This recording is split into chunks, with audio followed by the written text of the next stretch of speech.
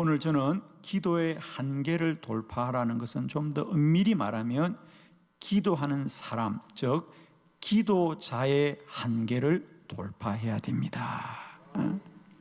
기도하는 사람들이 이런 육적인 한계와 불완전함을 잘 이겼어. 기도하되 낙심하지 않고 그 기도가 반드시 하나님이 역사하는 날까지 믿음으로 담대하게 나아갈 수 있기를 주의 이름으로 축복합니다. 오늘 저는 세 가지 기도자의 한계를 함께 우리가 돌파하기를 원하면서 세 가지 말씀드리기를 원합니다. 여러분 받으신 주보를 참고하시면서 세 가지 말씀을 봅니다. 첫 번째는 시간의 한계를 돌파해야 합니다. 시편 90편 12절의 말씀입니다. 다 같이 합독합니다. 시작. 우리에게 우리날 계수함을 가르치사 지혜로운 마음을 얻게 하소서. 아멘. 우리에게 우리의 날 계수함을 가르쳐 주옵소서. 우리의 날을 계수할 수 있도록 도와달라는 얘기가 뭐냐면 우리가 살고 있는 하루하루의 날들이 어떤 뜻인지를 알게 하여 주옵소서. 시편 90편은 모세의 기도입니다. 모세의 기도입니다. 모세는 120년을 살면서 40년은 바로의 궁전에서 40년은 미디안 광야에서 목동으로 또 마지막 40년은 광야에서 이스라엘 백성들을 인도하였습니다. 예를 들면 모세의 삶에서 미디안 광야에서 40년을 보낼 때 그의 인생에는 아무것도 이루어지지 않는 것 같은 그런 속절함이 있었겠죠. 그는 점점 나이가 들어가고 늙어져 가고 사람들은 그를 점점 잊고 있었습니다. 그런 모세에게 어떤 소망이 있었겠습니까? 그러나 하나님은 모세의 나이가 80이 될 때까지 기다리셨다가 그를 불러서 이스라엘을 구원하게 하셨지요. 그리고 왜 그들은 광야를 지날 때 그저 원래 있던 길들로 가면 한 달도 채 걸리지 않는 그 길을 40년을 걸어야 되는 그 시간의 무게가 이스라엘 백성들도 힘들었고 모세에게도 힘들었습니다. 오늘 모세는 그런 자기의 삶의 고백에서 나오는 기도이죠.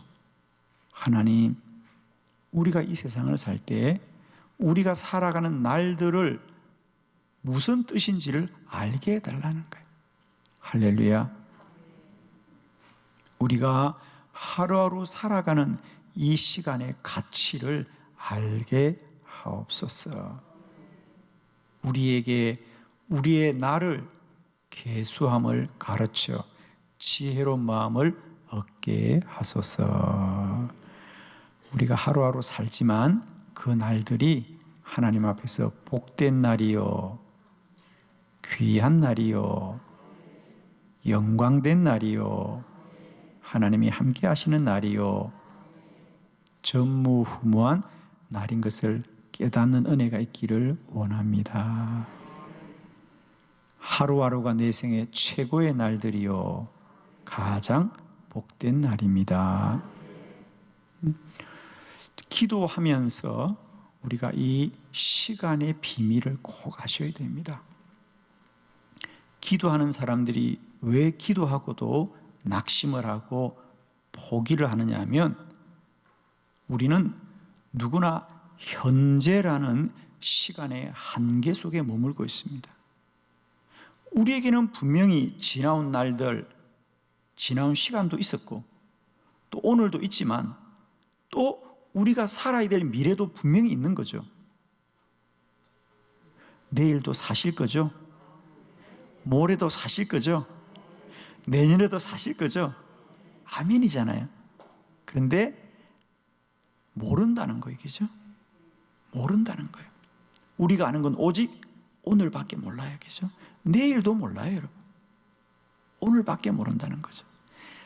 사람은 이런 시간의 한계 속에 갇혀 있어요. 그러나 우리 하나님은 어제나 오늘이나 영원토록 살아 역사하시는 주님이시다는 거죠. 기도의 믿음에서 우리가 꼭 이겨야 되는 것은 이런 시간의 한계를 꼭 우리가 극복해야 된다. 우리는 오늘만 살지만, 그래서 우리는 기도가 오늘 왜 이루어지지 않습니까? 왜 지금 응답되지 않습니까? 라고 말하지만 하나님은 내일도 있고 내년도 있고, 아멘이죠. 기도는 반드시 하나님의 시간 속에서 이루어진다. 하나님의 시간 속에서 반드시 기도는 이루어집니다. 이 시간의 한계를 돌파하십시오. 오늘 우리가 아는 대로 기도가 이루어지지 않는다고 응답이 되지 않는 것이 아니고요, 하나님은 우리의 남은 모든 시간을 통하여 가장 복되고 귀한 일을 이루시는 하나님이시다. 저도 하나님이 기도를 지켜서 여러 기도 제목들을 가지고 기도해 보면, 기도할 그 당시는 하나님이 아무 일도 하지 않은 것 같았었는데 5년이 지나고 10년이 지나고 20년이 지나고 30년이 지나고 보니 하나님이 다 이루셨더라.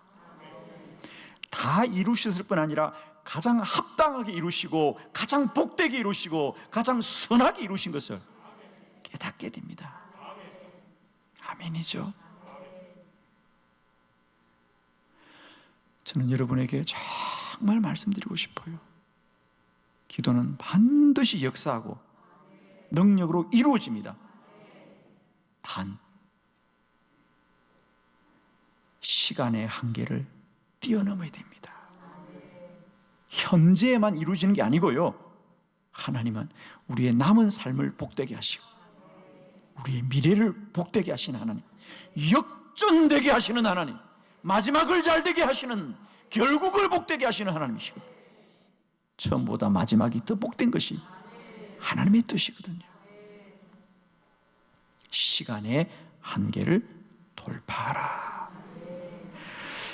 요셉에 관한 이야기 함께 우리 한번 보았으면 좋겠습니다. 창세기 40장 23절입니다. 다 같이 믿음으로 합독합니다. 시작. 술 맡은 관원장이 요셉을 기억하지 못하고 그를 잊었더라. 아멘. 요셉이 억울한 일로 감옥에 갇혔지요.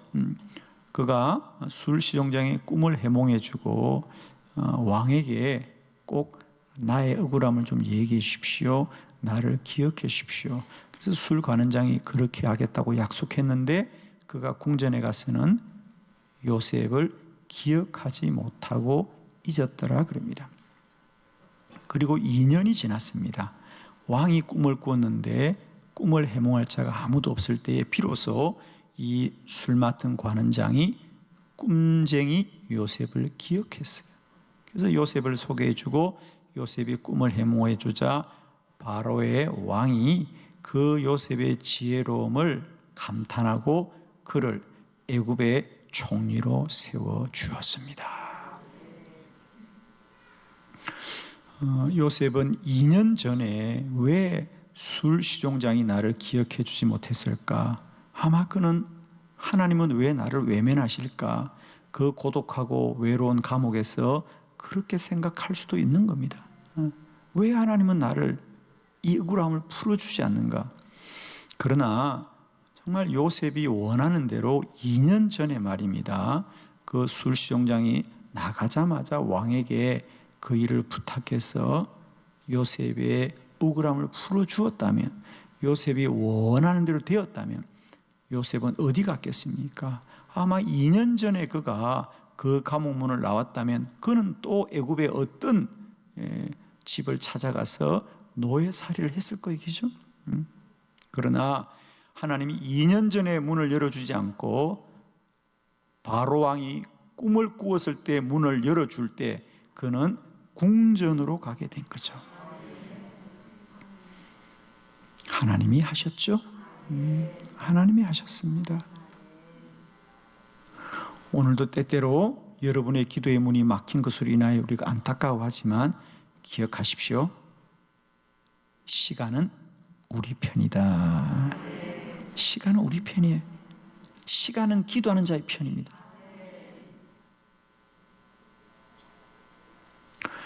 여러분, 이 시간의 한계를 잘 이기시길 바랍니다. 우리는 내일을 아무도 알 수 없습니다. 아무도 내일을 예측할 자가 아무도 없습니다. 그러나 믿을 수 있다. 하나님은 반드시 좋은 곳으로 역사하실 것이고 역전되게 할 것이고 마지막을 잘 되게 하시는 하나님이시다. 시간의 한계를 돌파하여서 우리 모두가 기도의 큰 은혜를 누리기를 축복합니다. 두 번째, 공간의 한계를 돌파해야 합니다. 사무엘상 30장 8절의 말씀을 함께 합독합니다. 시작. 다윗이 여호와께 묻자와 이르되 내가 이 군대를 추격하면 따라잡겠나이까 하니 여호와께서 그에게 대답하시되 그를 쫓아가라. 내가 반드시 따라잡고 도로 찾으리라. 아멘. 두 번째, 기도자가 반드시 극복해야 될 한계는 공간의 한계라는 거죠. 사람은 누구나 어떤 공간 속에 머물러 있습니다. 오늘 여러분은 이곳에 다 예배를 드리고 또 이 시간 성도님들 방송으로 가정에서도 예배를 드립니다. 우리는 언제나 그가 머물고 있는 그 공간 속에 제한이 됩니다. 제한이 됩니다. 그 사람이 어느 지역에 살았느냐, 그것이 그 사람을 만들어가는 건 어쩔 수가 없거든요. 사람은 결코 공간을 초월할 수 없다는 거죠. 그 공간 속에 일어나는 일들, 그 공간 속에서 보는 것들, 그 공간 속에서 듣는 것들에 우리가 제한을 받고 있습니다. 그래서 예를 들면 우리가 기도하고 있으면 기도자가 머무는 그 공간의 현실이 마치 전부인 것처럼 보일 때가 많다는 거죠. 그러나 하나님은 우리가 모르는 여러 가지 공간 속에서도 일하고 역사하시고 행하시는 줄을 믿습니다. 오늘 사무엘상 30장은 다윗이 큰 위기 가운데 있을 때 그는 기도했습니다. 그의 처소인 시글락이라는 곳이 불에 타고 아말렉 군대가 가족을 다 붙잡아 갔습니다. 그가 있는 공간은 잿더미죠. 가족은 다 붙잡혀 갔습니다. 어딘지 모르지만. 그때 다윗이 하나님께 기도하자, 하나님, 아말렉 군대가 어디쯤 있는지 우리가 그를 뒤쫓을 수 있는지 나는 알 수 없습니다. 하나님, 우리가 그를 추격하면 따라잡겠나이까? 그러자 모든 공간의 비밀하신 하나님께서 그를 쫓아가라. 반드시 따라잡고 도로 찾으리라.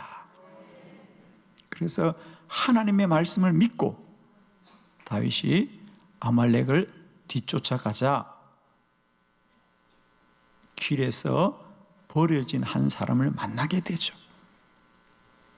알고 보니까 그는 사흘 전에 이 시글락을 침략했던 아말렉 군대의 군사 중에 한 사람이었죠.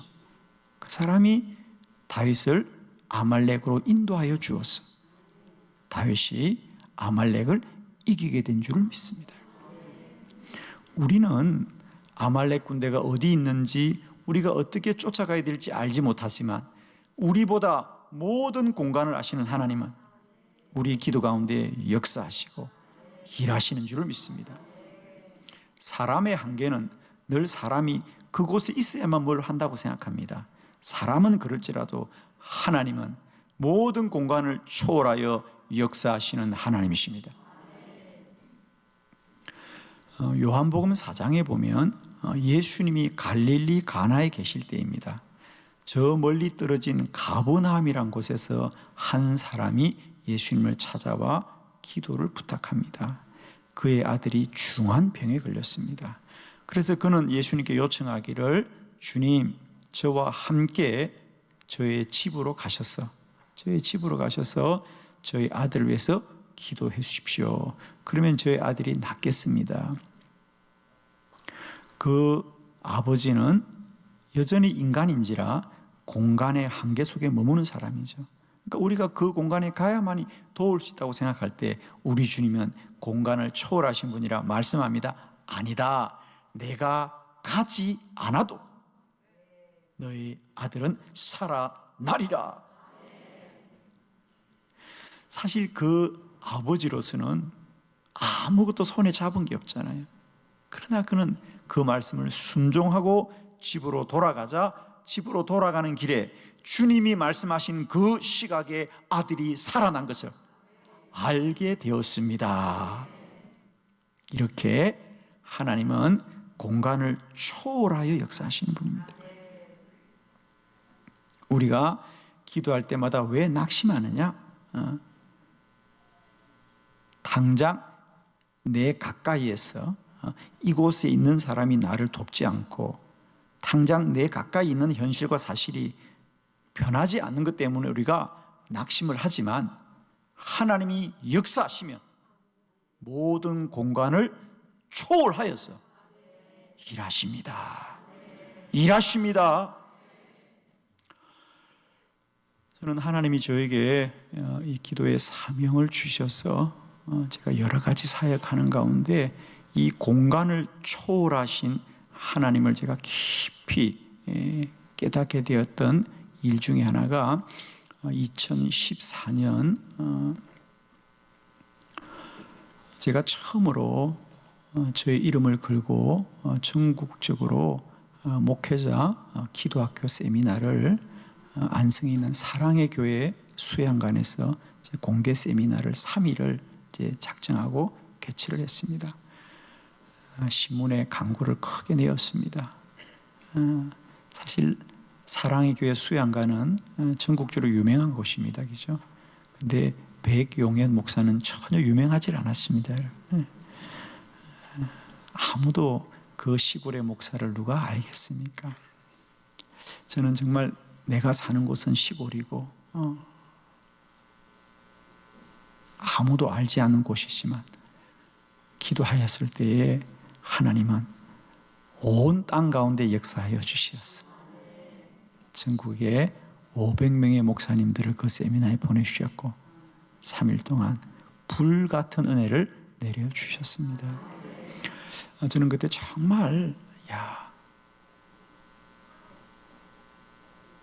백용현 목사를 아무도 알아주지 못할 텐데 누가 올까? 누가 이 세미나에 관심을 가질까? 정말 얼마나 마음 졸였는지 몰라요. 그런데 제가 가장 먼저 놀랬던 건요, 제가 신문에 광고를 내자마자 인천에 있는 어느 목사님이 전화를 주셨어요. 이 시대에 이렇게 기도하겠다는 목사님이 계신 게 너무 반가워서 전화를 한다면서 여러 가지 대화를 나누셨어요. 그러면서 그 목사님도 인천의 작은 교회 목사님인데 목사님의 사역이 너무 귀하니 내가 미력하며 돕겠습니다. 첫 번째, 앞으로 목사님의 사역을 위해서 내가 중보기도 하겠습니다. 두 번째, 이번 세미나를 위해서 내가 물질로 돕겠습니다. 그러면서 그 어려운 교회 목사님이 100만 원을 후원금으로 보내주셨어요. 저는 그때 그 은혜를 잊을 수가 없어요. 저와 전혀 인연도 없고 알지도 못하는 분인데 하나님이 목사님의 마음을 감동시키셨어요. 그 목사님과는 지금도 연락을 주고받고 있어요. 우리는 알 수 없는 곳에서도 하나님은 하나님의 사람을 세워서 일하고 역사하시고 우리의 기도에 응답하시는 줄을 믿습니다. 여러분, 우리는 공간의 한계 속에 있지만 하나님은 모든 공간을 초월하여서 역사하시는 하나님을 믿으시고 당장 내 현실이 달라지지 않는다고 낙심하지 마시고 오늘도 공간을 뛰어넘어 역사하시는 주를 소망하기를 축원합니다. 세 번째, 기도자는 지각의 한계를 돌파해야 합니다. 지각의 한계를 돌파해야 됩니다. 예레미야 33장 3절입니다. 다 같이 합독합니다. 시작. 너는 내게 부르짖으라. 내가 내게 응답하겠고 내가 알지 못하는 크고 은밀한 일을 내게 보이리라. 아멘. 너는 내게 부르짖으라. 내가 내게 응답하겠고 내가 알지 못하는 크고 엄밀한 일을 내게 보이리라. 기도자는 반드시 사람의 지각을 뛰어넘어야 됩니다. 하나님은 우리가 아는 것만을 도우시는 분이 아니라 우리가 몰라도 도우시고 우리가 몰라도 역사하시고 우리가 몰라도 이루시는 분이 하나님이십니다. 사람은 이 생각의 한계 속에 머물러 있다는 거죠. 생각의 한계. 우리는 모든 사물을 판단할 때 자신의 생각으로 판단합니다. 기도도 마찬가지예요. 이 기도를 하나님이 역사할까 역사하지 않을까를 우리는 자꾸 생각으로 판단하려고 합니다. 내가 생각해 보니까 사랑하는 성도 여러분, 우리의 생각은 진리가 아닙니다. 우리의 생각은 불완전합니다. 우리의 생각은 정의롭지 않습니다. 여러분. 우리 생각은 다 불완전합니다. 그런데 우리는 그 불완전한 생각에 마음을 담는 거죠. 내 생각에 이 기도는 응답이 안 될 것 같아. 우리 생각은 불완전하고, 더 나아가서 우리의 생각은 부정적입니다. 우리가 기도할 때도 우리는 기도를 하지만 우리의 생각은 긍정적으로 작용하기보다는 부정적으로 작용합니다. 안타깝지만. 그러니 우리는 기도를 함에도 불구하고 이 기도가 반드시 역사할 거라고 하는 믿음보다는 우리의 부정적인 생각이 그 기도를 방해하는 거죠. 그러므로 기도를 시작하는 사람은 많지만 대부분의 사람이 중간에 낙심하는 이유는 내 안에 기도를 해도 소용없다. 기도해도 소용없다. 기도한다고 뭐가 되냐? 이런 부정적인 생각들이 우리 기도를 점점 무너뜨리게 하고 있습니다. 이겨야 될 줄 믿습니다. 기도자는 반드시 지각과 생각을 이겨야 된다는 거예요. 하나님은 우리 가운데 역사하시되 우리가 알지 못하는 크고 놀라운 일을 이루십니다. 우리가 아는 것만 이루시는 하나님이 아닙니다. 우리의 생각 속에 하나님은 제한되지 않습니다. 하나님은 우리 생각을 날마다 새롭게 하시는 하나님이고, 생각을 뛰어넘자, 지각을 초월하자. 이제 내가 아는 것만으로 하나님 일한다고 생각지 말고, 나는 몰라도 하나님 일하십니다. 나는 생각할 수 없어도 하나님은 역사하십니다. 기억하십시오. 기도하는 우리도 온전하지 않습니다. 불완전합니다. 불완전하기보다는 더 나아가 부정적입니다. 여러분. 사람은 다 부정적이에요. 무엇을 보든지 우리는 긍정적으로 보기보다는 늘 부정적으로 봅니다. 사무실에 앉아서 일을 하고 있는데 과장님, 저기 부장님이 찾으십니다. 그러면 아이고, 부장님이 무슨 상을 주려고 부르시냐가 아니라 또 들켰구나. 그런 생각을 참 많이 하죠. 그죠? 누가 부르면 그래, 아이고, 나가 무슨 좋은 일이 있겠구나 보다는 우리는 늘 부정적인 생각을 많이 합니다. 이게 사람입니다. 이것이 기도에 영향을 끼치지 않겠는가? 끼치고 있습니다.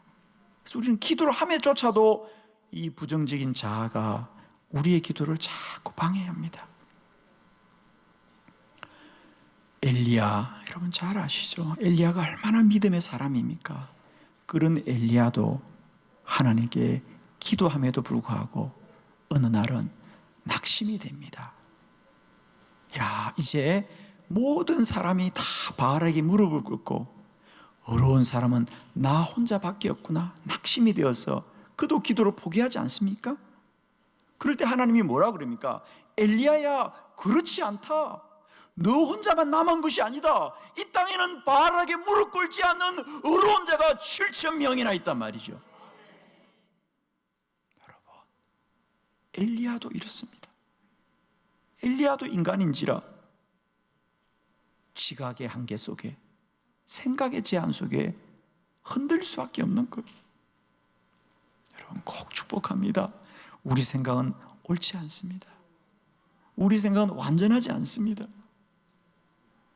그 불완전한 마음의 기도가 흔들리지 마시고 그 지각을 뛰어넘고 돌파하여서 믿음으로 승리하시길 바랍니다. 기도자여, 사람의 한계를 돌파하여서 반드시 기도의 축복을 누리시기를 그리스도 예수의 이름으로 축원합니다.